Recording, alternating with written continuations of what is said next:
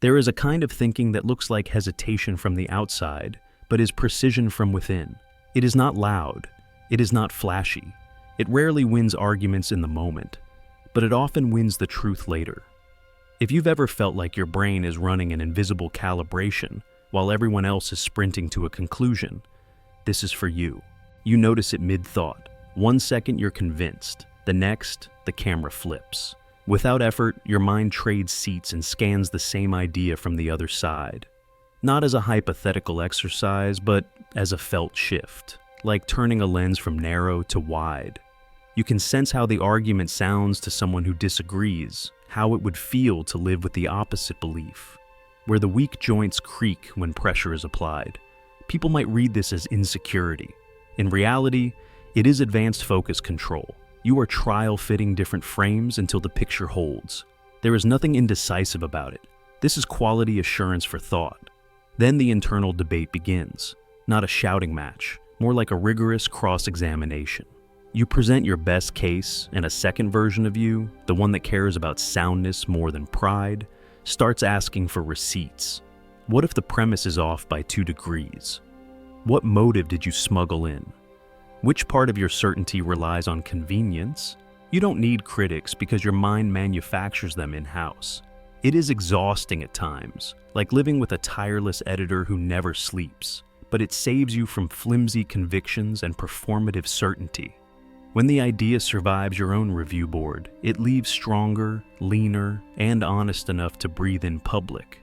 Long before anyone called it gamification, you were quietly turning your days into experiments, unwritten challenges, private constraints. Walk the hall without stepping on the seams. Finish the email before the kettle whistles. Draft the plan using only questions for the first pass. These aren't quirks.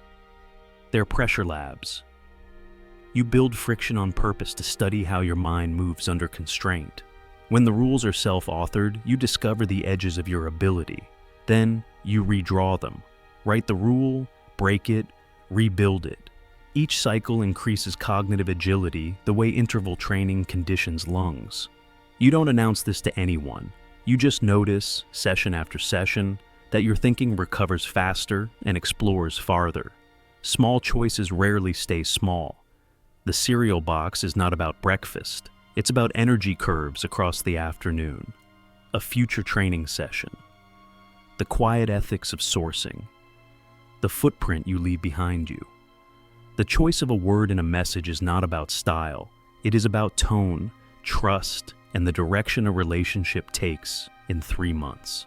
Others may label this overthinking. You experience it as default context awareness. Your mind refuses to treat moments as islands. It sees currents. You zoom out instinctively, not to stall, but to place the choice in its proper ecosystem. When you finally decide, it is with the relief that comes from seeing the map and not just the road. Because you see the map, you see systems everywhere. A team is not just people. It is feedback loops and incentives. A conversation is not just words. It is status signals, history, and timing. A friendship is not just laughter. It is reciprocity, boundaries, and the language you both use when you are tired. Once you notice structure, you cannot unnotice it. You catch micro shifts in tone that forecast a larger motion. You watch decisions ripple down the line.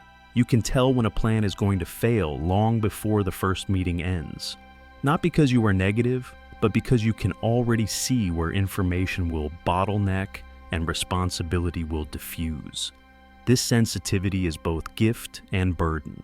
You carry spare tools everywhere, a calming sentence to prevent a spiral, a contingency to catch the thing no one else saw rolling toward the edge. Your mind does not file the day away when the day ends. It returns to scenes that snagged, not to punish you, but to learn from the grain. A glance that landed harder than intended. A pause that followed your joke. The way silence arrived after a question, and whether it signaled depth or discomfort. You run these moments back from several angles. What led to that inflection? What could you have said with fewer words and more care? Where did you move too fast or too careful? This loop can turn obsessive if you're not gentle with yourself, but in its healthy form, it is a refinement engine. The next time a similar scene appears, your response is smoother, not rehearsed, simply wiser. Alongside all of this runs a second stream, the awareness of yourself while being yourself. You are present and yet hovering a step behind, observing. It's not detachment, it's active measurement. Where are my shoulders? What emotion is in my voice that my words did not authorize? Am I speaking from truth or from a performance I learned to perform? This is metacognition, the skill of watching the instrument while playing it. It can feel lonely, like you're living with a documentary crew that only you can see, but it grants you a rare power. You can correct in real time. You can adjust your tone mid-sentence, steer a tense moment gently, choose to be quiet not from fear, but from discernment. The same second layer that makes you feel different is the layer that keeps you aligned when the room starts bending. Put all of that together, and something else emerges. An urge to lean on the fence and ask who built it. Rules that help are welcome. Rules that merely persist irritate you, like a tag scratching your skin. You notice defaults no one voted for, phrases that exclude, processes that waste, rituals that pretend to be essential because they are old. You are not defiant for sport. You are faithful to what works. Divergent thinking lives here. What if we don't do step 3 at all? What if the meeting is replaced with a memo and a 5-minute check-in? What if the way we grade worth is the reason people hide their best work? You are the person who proposes a different rhythm and absorbs the first wave of friction for doing so. The path is not always popular. It is frequently necessary. Of course, none of this makes life easier in the short term. Flipping perspectives costs time. Running inner debates costs energy. Viewing choices inside ecosystems costs focus. Seeing systems costs innocence. Replaying moments costs comfort. Self-observation costs the pleasure of pure immersion. Questioning constraints costs approval. The invoice is real, but so is the return. You build a reputation with yourself that you can trust, because you know what your mind will do even when no one is watching. It will test what it loves. It will revise what it believes. It will choose what is right over what is easy, even if your voice shakes in the choosing. There is a way to make these habits sustainable. Treat your mind like a precision instrument, not a mule. Give it recovery, not just challenge. Schedule friction on purpose so it doesn't flood the rest of your life. When you zoom out, also zoom back in. Taste your coffee without auditing the supply chain every morning.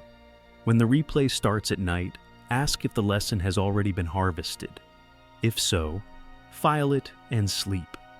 When the observer won't stop narrating, give it the gift of naming. This is me noticing me, and feel how that small sentence loosens the knot.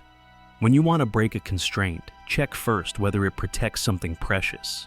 Some fences keep harm out. Some just keep comfort in. Learn the difference. And choose companions who understand the rhythm. People who do not demand instant answers, who tolerate the pause because they know what emerges from it.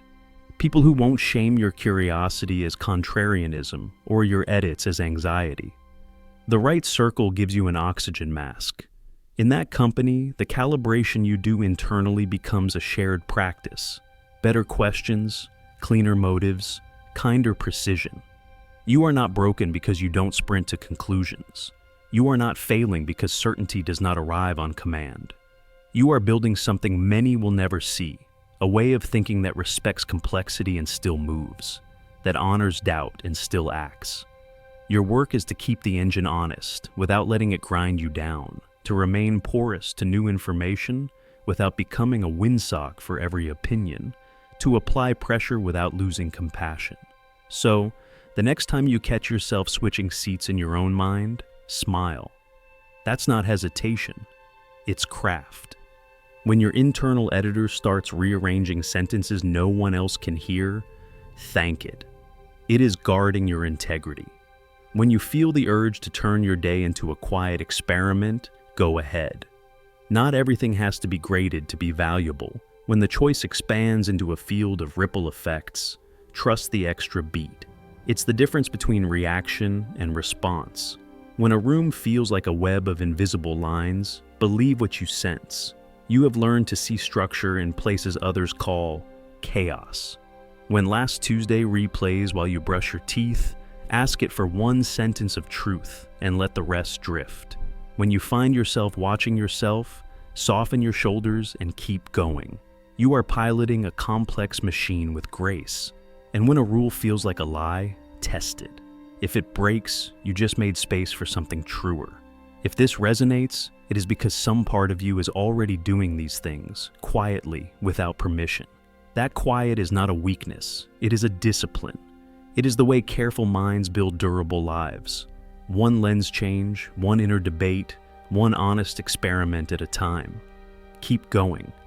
The world will call it doubt. You will know it by its real name, wisdom under construction. We explore the mechanics beneath the obvious here. If you want more of this kind of clarity, less noise, more nerve, stay with us. What comes next is not louder, it is deeper.